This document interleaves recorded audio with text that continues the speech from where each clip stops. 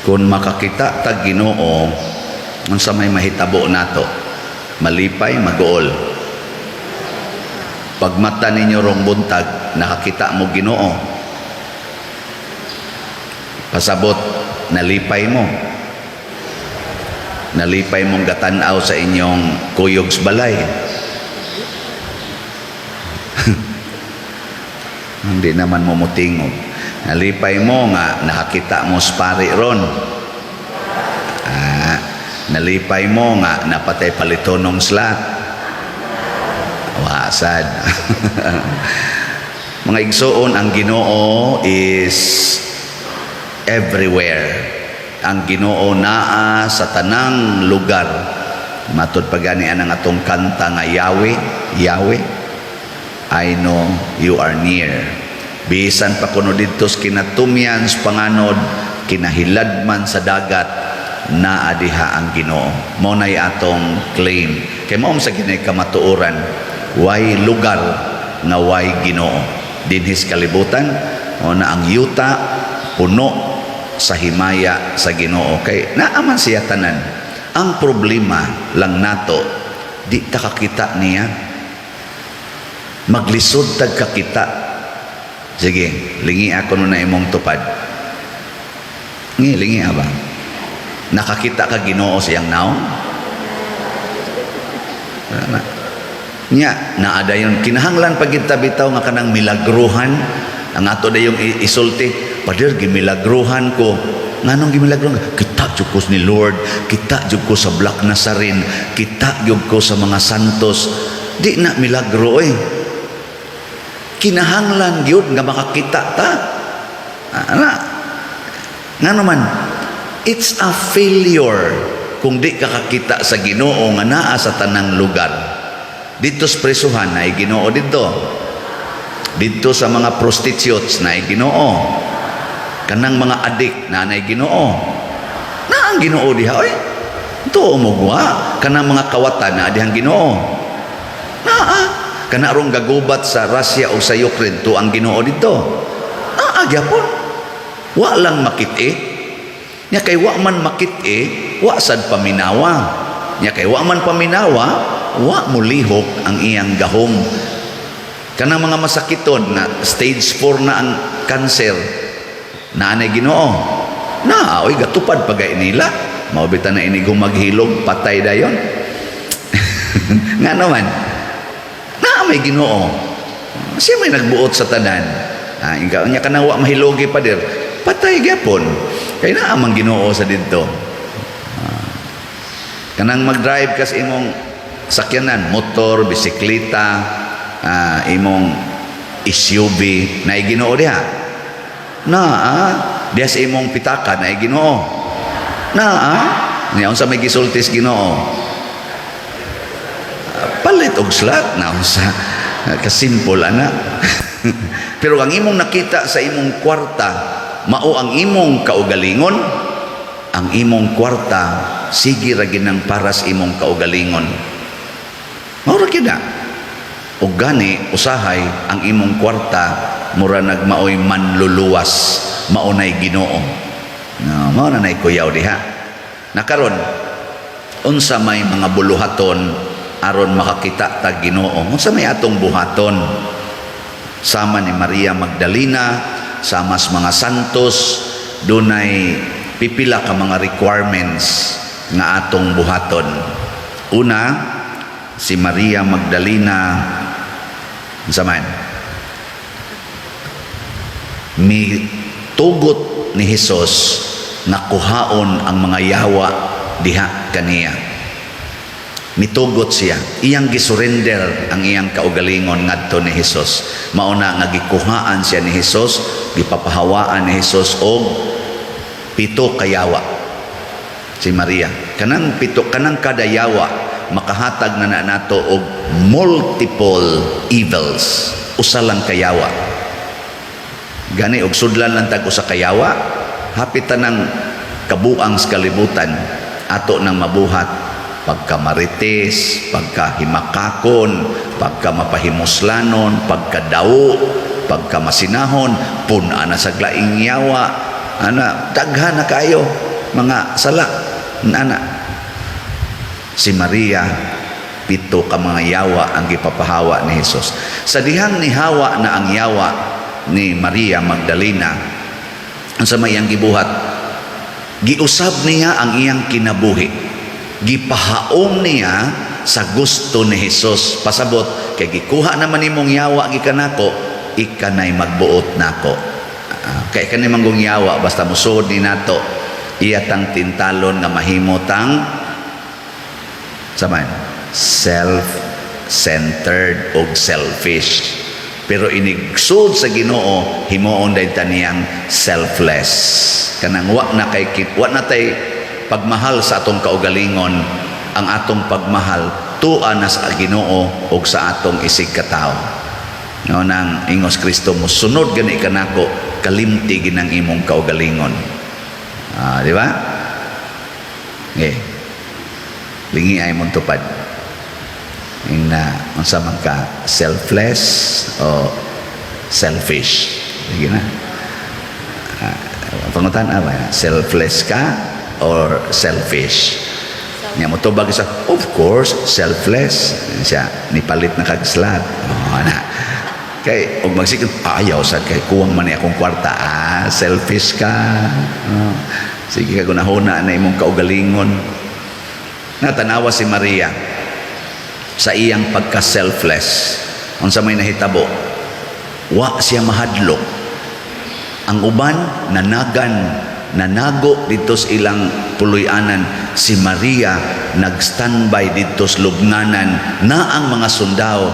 Wa siya mahadlok basig isunod kog patay ani. Basin og ripon ko dinhi. Kay gwapa biya to siya. Wa siya mahadlok. Gasigi siya dito barog nangita o Ginoo. Siyunan ka na. Grabihan, no? Kamo, mangita mo Ginoo nga di gyud kam ulis inyo kay mangita Ginoo. Ngitag kwarta. Walag biyaan ang balay. Mo abroad ko, biyaan ko ng akong mga anak. Bahala na ng akong pamilya kay para nis among kaugmaon, para nis among kaluwasan. Di ko musimba kay sayang sa oras. Kulitahan pa tanang pari diha. Sigbaligyan ng slat. No? Pero naagi kay Ginoo na mausap imong kinabuhi. Muna niingon diri si San Pablo sa atong sa unang pagbasa, second letter to the Corinthians. Niingon siya, busa sukad karon dili na kami maghukom kang bisan kinsa pinaagi sa tawhanong sukdanan. Kay bisan kinsa nga nahiusa kang Kristo, bag-o na siyang binuhat. Ang daan miagi na o miabot na ang bag-o. Bitan ang kanang mga tao nga mo claim ako Father musunod na gyud ko sa Ginoo. Nya nganong plan pa man kay na imong buhok. Ay ayun sa Father, lain mo sa tanawon Father God nga kanang murtag tiguang kay tanan. Hilom dia. Musunod ka sa Ginoo. Sunda og sa iyang kabubuton ay paghimo-himo dag imong kabubuton. Nganong imong kilay gikiskisan pa man baga pa man kay na imong badles, may pagkakurte, di pay pakapin ring pinaana. Ginoo day gasulti ana di ay. Diya bitato namatay naman to siya. Itom jud kay buhok pero hibaw jud ko nga katong pagkakita namo sa Legion of Mary, hibaw jud kung hapit na to siya mo 80, mga 70 na ba pro. Nako ako gani nga 30 pa kapin. Aw pa 20 pa gani kapin na may tagsa ka buhok puti. Kani siya ito magkaig buhok pero hinay naman mulakaw. Mabay ba? Niya ako na may na presidente sa Legion of Mary di. Sa una pa, dili pa ko seminarista, dili pa ko pare, presidente pa ko sa Legion of Mary. Ako na silang giingnan. Sa kanibang Curia na mo sa Guadalupe. Nako kita ba, Legion of Mary, kinahanglan hastang atong appearance, liwat ni Maria, kanabang matuman ang pagbuot sa Ginoo. Nganong magpakolor mo sa inyong buhok?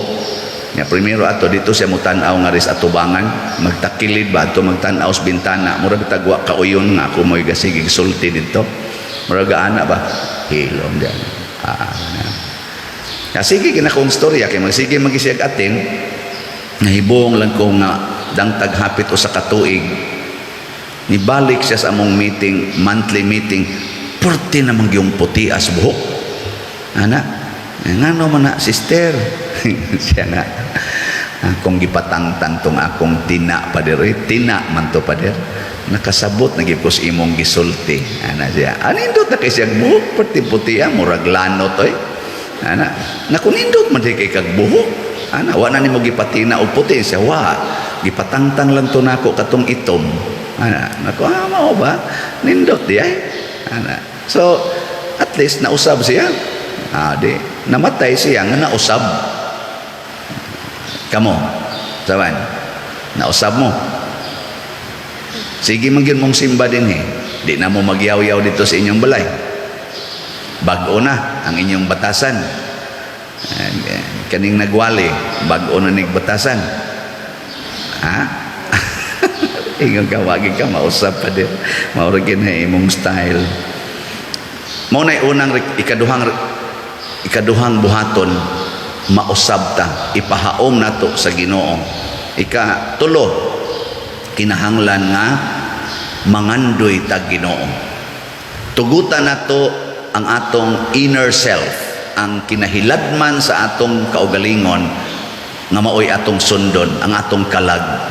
Mao na ang atong tubag sa Salmo, ang akong kalag giuhaw kanimo o Ginoo akong Dios. Di ta magsigig sunod sa kauhaw sa atong lawas, kay kini atong lawas, kini itong flesh, di gid ni mangita Ginoo. Ang pangitaon ani kwarta, pagkaon, kalipay, aligre, di ni ganahan maghilak, di ni ganahan nga masakitan, di ni ganahan nga mapubre. Pero ang atong kalag, kung unsa may kinahanglang buhaton aron makita ang Ginoo, matagamtam ang Ginoo, iya gid nang pangitaon. Muna si Saint Francis of Assisi nangita og kakabos kay kahibaw siya ang Ginoo tuas mga kabos. Si Mother Teresa of Calcutta nangita sa mga poorest of the poor. Apil na tong na nagipangod ang lawas gahigda skilid karsada, iyang giatiman kay kahibaw siya Jesus is in the poorest of the poor. Wa diri sa mga billionaires, wa diri sa mga powerful nga mga tao. Kay kana mga billionaires o mga powerful, kasagaran ana nila tiguba na sa atong pagtuo. Muna salamat sa atong mga humble people nga nangita Ginoo pinaagi sa pagpalit og slot para ni Venerable Chupilo Kamomot. Tanawa, nga atong halin as of yesterday niabot na og 4,233 slots. Pakpak. Pero ubay-ubay pa man 2,767 slots pangkuwang. Unom na lang kaadlaw. Pila? 26. 5 na lang kaadlaw. 5. Pila may inyong napalit na? Punig 5. Nagkinahanglan lang tag mga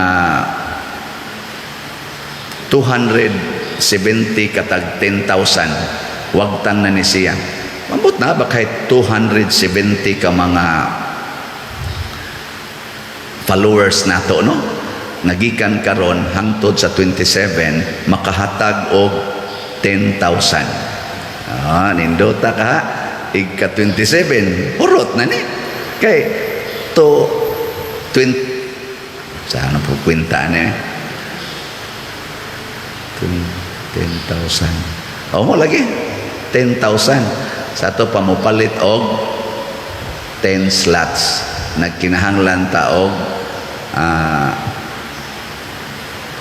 2,000 sakto ba kung analysis mo lagi nagkinahanglan ta nag 2,767 man di og ato ning butangan og tag 10,000 tag 10 slots nagkinahanglan tag 270 katag 10 slots. Di ba? Nindot kayo. Tibok kalibutan nga naminaw nato. ug mopalit na alay 270 katag 10 slots. Mo na sa niya tong ingnon nga 10 slots challenge. Ako moangkon akong usa ka 10 slot. Oh, di ba? Kuhaan na ni. Niya Brad Loloy, kuha sa ni siya moangkon pa kano.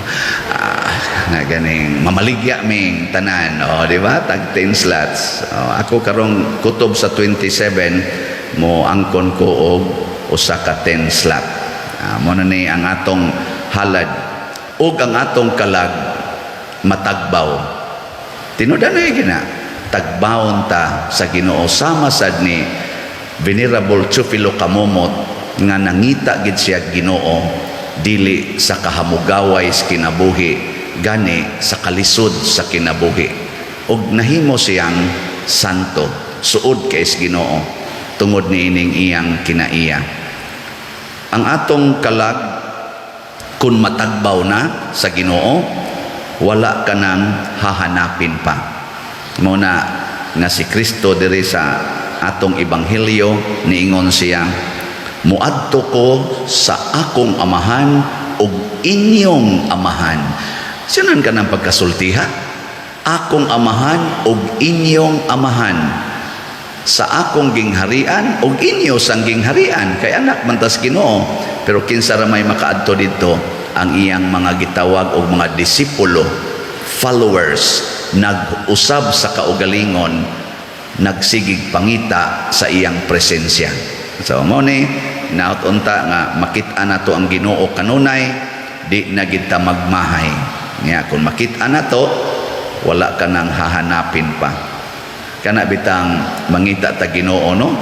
Mura sa tag ka na bang ano ba yung aning kandila ba? Kani gasiga man eh. Pagdag kandila nga naipabilo niya, iana diha. Unsa may mahitabo? Musiga. No? Kaya naman siya kayo. Ana. Kana bitang daghan kayo mo anhi dinhi kay magpa-picture. Naku nga no magsige magpa-picture nako. Ana. Siya ma-feel manggod namo pa dir nga naa kay Ginoo. Mo ana ko sa kong kaugalingon. Jesus Ginoo ko. Ana. Nga naman kay ako'y pakuanon purti pon dako ag kuwang may mura mag-absent ang Ginoo mura daghan pakikog buhatonon aron ko makasinati og Ginoo pero sa kani di ay sigig pamaligyag slot og sigig atiman aning atong parokya murag nasindihan sad ko sa Ginoo anang daghan kay magpa-picture na agoy daghang magmahay nga moanhi dinhi kay wa ko dire kay nabiya sa koy mga imbitasyon wa biya ko magpundo. No, nabitang mo announce ko nga kamong mga dili taga parokya nya mo anhi mo dinhi kay makikita mo nako labi na gyud magpa-picture aron palitig slot tawagi usa ang atong opisina kaning atong mga contact persons tawagi usa kung niya bakos parokya kay kun wa gani wa ko dinhi sayang sad gikan ka sa laing lugar napagigikan sa laing nasod ana kanang sayang ba ako sayangan sa ko may sa doon tao mutawag mo daan niya pakig-arrange og schedule kung makaya lang yun pero hapit-hapit lang okay na sad pero nasa usay makataghap ana no ako sad malipay pod ko magkita ta labi na ninyong mga diehard na nagsuporta sa atong mga project sa simbahan. So salamat kayo sa inyong pagsigig anhi. Wa ko moingon nga na ako'y Ginoong daghan, pero kasasigi na tong paningkamot para sa kaayuhan sa simbahan o kaayuhan sa katawhan, di gid ta makalikay magdilaab sadta sa kainit o kahayag. Mao na kamo mga asawa, sige mo simba kanang inyong bana makakita na Ginoo diha ninyo labi na gyud ug di na mo magyaw-yaw kay liwat na mo sa Ginoo. Kamo sang mga bana magsige mog simba, sige rosaryo, makakita ginag Ginoo ang inyong mga asawa labi na di na mo magsigig panugal, di na magsigig inom. Di ba? Inana kay mausab man lagi ta. Lisod man kay di ta mausab.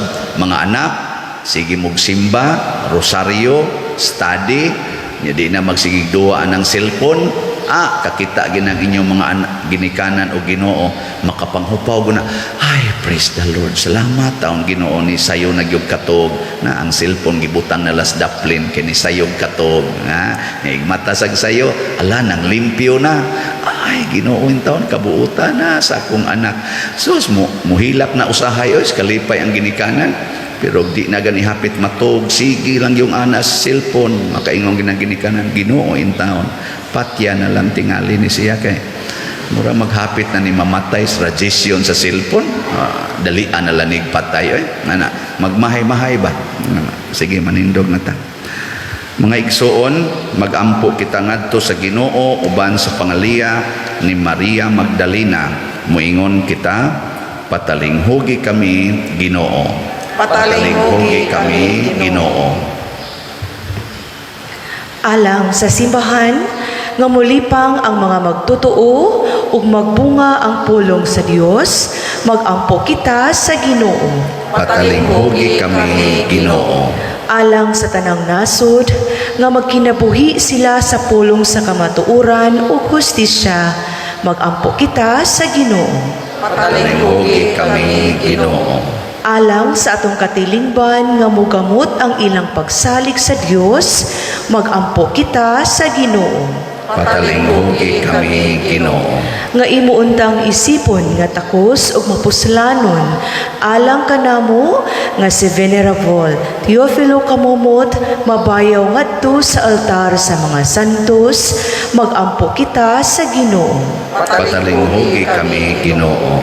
Alang sa mga proyekto dinhi sa atong simbahan nga pinaagi sa pangama ug paggiya ni San Vicente Ferrer, magmalampuson ug mahuman unta sumala sa atong mga giplano ug gipangandoy, magampo kita sa Ginoo. Patalinghugi kami Ginoo. Alang sa tanang mga benefactors ug donors sa atong simbahan nga mihatag og pinansyal ug lain-laing hinabang, ug alang sa mga nagtrabaho dinhi sa atong mga proyekto nga hatagan unta sila sa Ginoo ug daghan pang mga grasya sa ilang kinabuhi, malikay sila sa makadautan ug mulampos unta ang tanan nilang mga paningkamot, magampo kita sa Ginoo. Patalinghugi kami Ginoo. Alang sa mga nangamatay nga dadun sila sa kinabuhing dayon, magampo kita sa Ginoo.